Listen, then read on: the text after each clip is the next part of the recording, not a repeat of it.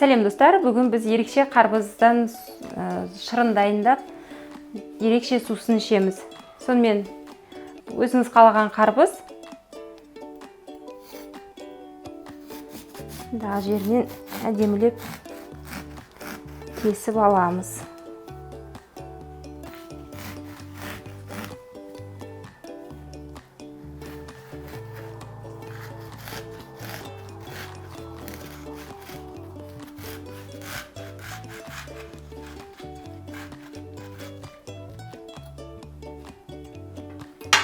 Кесіп алдық және міндетті түрде блендерімізді дайындап тұрамыз. Ортасынан қарбызды қасықпен ойып, немесе бөліп дайындап аламыз. Және мұндағы блендерімізге саламыз.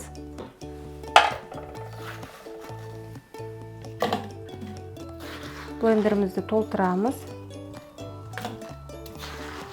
Өте дәмді сусын шығады және ерекше. Таңертеңнен кешке дейін егер ашығатын болсаңыз, нағыз осы сусын дайындап алып, таңнан кешке дейін салқындап жүруіңізге болады. Және табиғат аясында жүретін болсаңыз да, ендігі кезекте қақпағын жауып, енді блендерімізді іске қосып, әрі қарай айналдырып үгітеміз.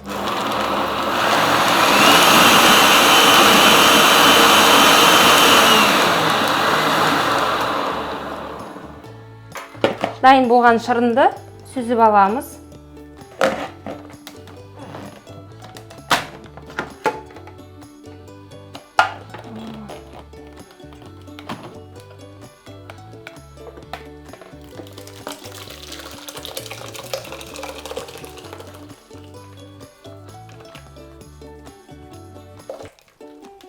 Қарбызымыз өте үлкен.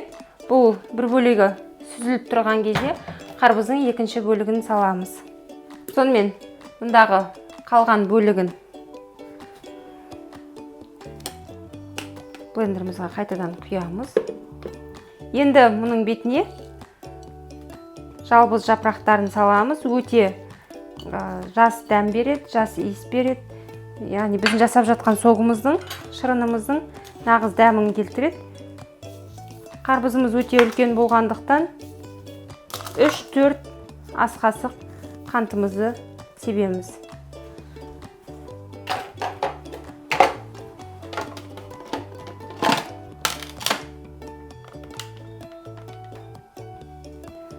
Іске қосамыз.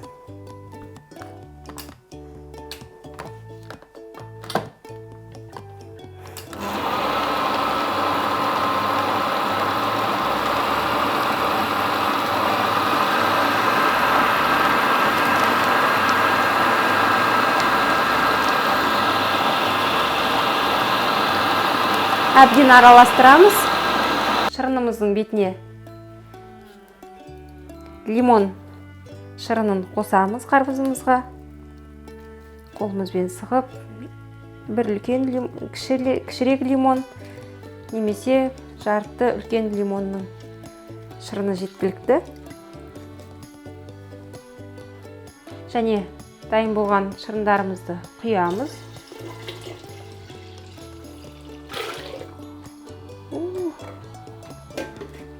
Оған мұз саламыз.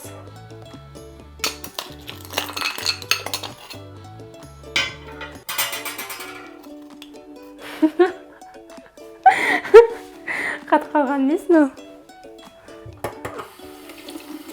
Оған мұздарымызды саламыз. Жақсылап араластырамыз. Және бокалдарымызға құйып,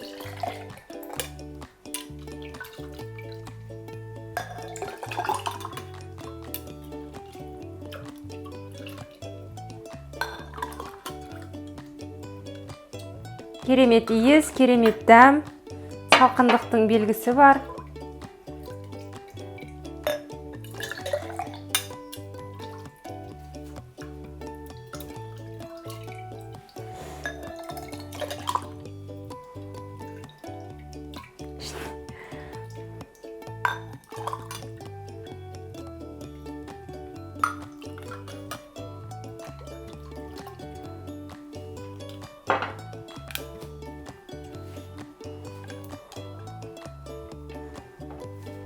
керемет көрініс. Кез келген графиннен немесе басқа нәрседен құйып жатқаннан қарағанда қарбыздың өз ыдысынан өз шырынын құйғаныңыз өте керемет. Сонымен дәмін көреміз.